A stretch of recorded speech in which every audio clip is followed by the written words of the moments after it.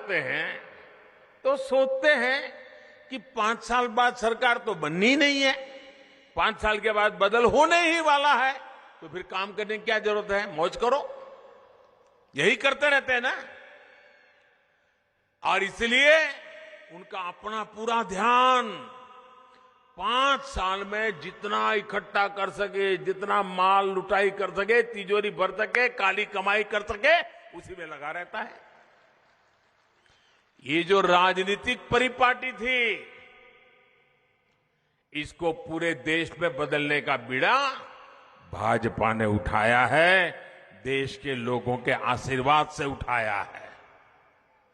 हम ऐसी राजनीतिक परंपरा बनाना चाहते हैं कि हम सरकार में ऐसा काम करें कि वोटर हमें बार बार अवसर दें। इसलिए हम विकास के लिए, देश के लिए हर जगह, हर स्तर पर काम कर रहे हैं। साथियों, जब सरकार में निरंतरता होती है, सरकार वापस आती है, तो लोगों को भी सरकार से हिसाब मांगने का मौका मिलता है।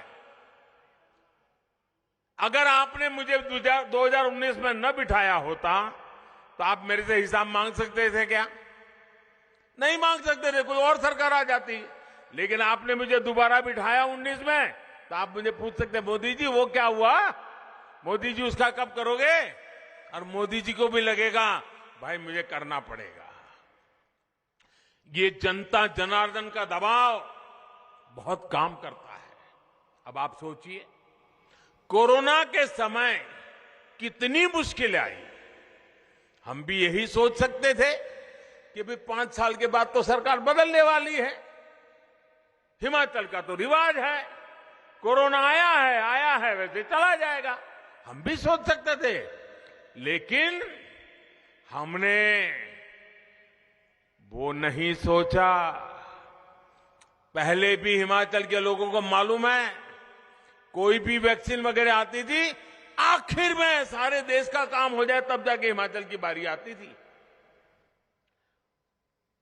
भाइयों बहनों, हमने तय किया, जब हमें सेवा भाव से काम किया, हमने इस सोच को हमारे आसपास फटकने भी नहीं दिया। जब कोरोना आया तो हमने हिमाचल में टीकाकरण पर बहुत बल दिया।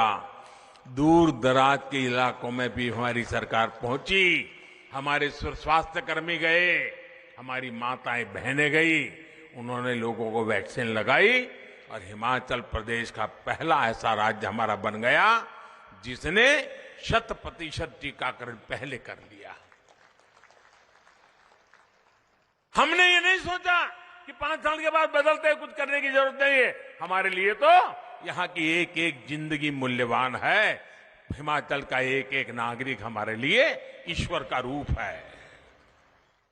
यही हमारा काम करने का तरीका है। ऐसे ही काम के आधार पर हम भाजपा के लिए आपसे दोबारा आशीर्वाद मांग रहे हैं। और साथियों, आपको यह हमेशा याद रखना है कि हिमाचल के पास तो विकास के 2-2 इंजन हैं। वो कहते हैं ना, चौपड़ियां रोटियां साहिबी 2-2। इससे कैसे काम होता है ये भी मैं आपको बताता हूं। केंद्र सरकार ने उज्ज्वला योजना चलाई, हिमाचल भाजपा सरकार ने गृहिणी योजना से उसमें हजारों और बहनों को भी जोड़ दिया। केंद्र ने आयुष्मान योजना के तहत 5 लाख तक की फ्री इलाज की सुविधा दी। हिमाचल में भाजपा सरकार ने हिम केयर के तहत इसमें लाखों और साथियों को जोड़ दिया। केंद्र सरकार ने गरीब को पक्के घर देने की योजना शुरू की। 2014 से लेकर 2017 तक कांग्रेस की सरकार थी। याद रखना, ये होते हैं तो क्या होता है, मोदी दिल्ली में बैठ करके कितना ही करना चाहेगा, लेकिन अगर यहां कांग्रेस वाले बैठ गए तो कुछ भी नहीं होने देंगे। मोदी कितना ही कहे कि हिमाचल मेरा घर है, हिमाचल मेरा घर है, मुझे ये करना है, वो करना है, वो करने नहीं देंगे। और ये मैं उदाहरण से बताता हूं आपको।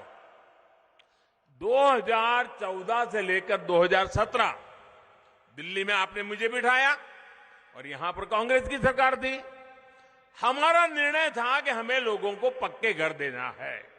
जिसके पास पक्के घर नहीं है उनको पक्के घर देना है।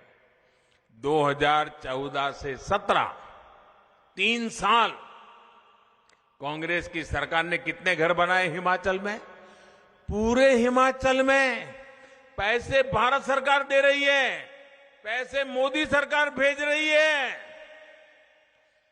हिमाचल में सिर्फ 15 घर बनाए। 15। शर्म आए ऐसा काम है कि नहीं भाई? ये कांग्रेस वालों का रिकॉर्ड देखो।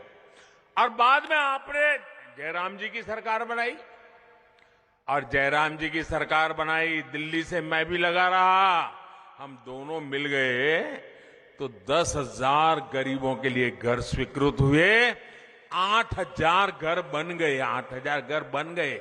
अब मुझे बताइए, ये 15 घर बनाने वाले आपको चाहिए कि 8,000 घर बनाने वाले चाहिए? हिसाब समझ आता है ना भाइयों?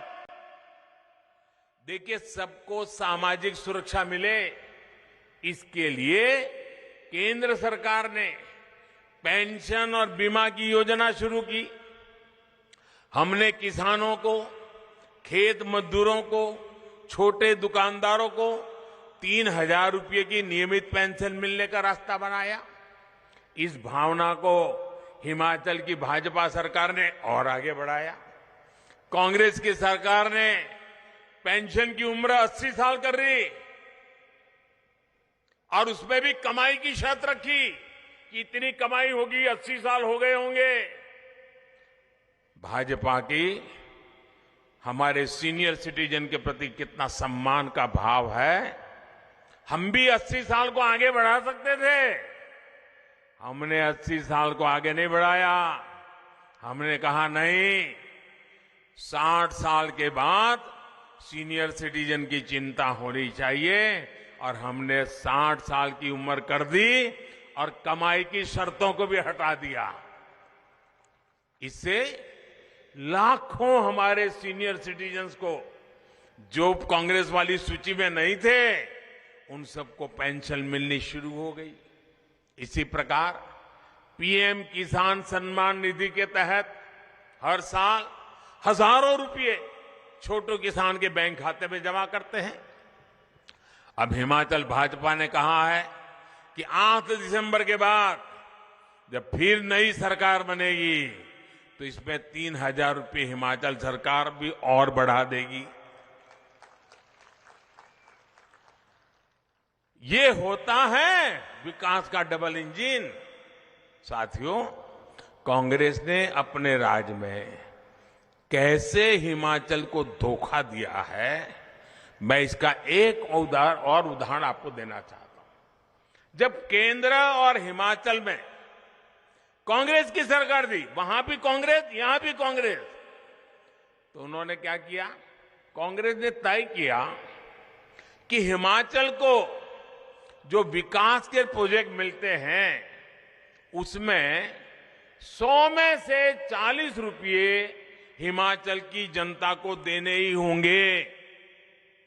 अगर 40 रुपया हिमाचल की जनता नहीं देगी तो दिल्ली 60 रुपये भी नहीं देगी। काम लटकेगा, अटकेगा, भटकेगा। अब हिमाचल जैसा छोटा राज्य हर चीज में 40 रुपया कहां से लाएगा? यहां के हमारे पहाड़ी लोग, भले भोले लोग, ईमानदारी से जीने वाले लोग ये 40 रुपये कहां से लगाएंगे? सरकार की तिजोरी में पैसा आएगा कहां से? नतीजा ये हुआ कि हिमाचल में विकास की सारी योजनाएं ठप हो गई। जब आपने मुझे दिल्ली भेजा, मुझे जिम्मेवारी दी, मैं तो हिमाचल से बहुत परिचित था। यहां क्या करेंगे तो हिमाचल का भला होगा, हम क्या करेंगे तो हिमाचल के नौजवानों का भाग्य सुरक्षित होगा, ये मैं तो भली बात ही जानता था। हमने क्या कर दिया? हमने कहा भाई मैं हिमाचल को जानता हूं, ये 40 रुपये वाला निकालो। अब 90 रुपया भारत सरकार देगी, सिर्फ 10 रुपया टोकन हिमाचल को देना होगा ये डबल इंजन की सरकार करती है भाई। तब हिमाचल आगे बढ़ता है। आज देखिए 5,000 करोड़, 10,000 करोड़, 20,000 करोड़ रुपए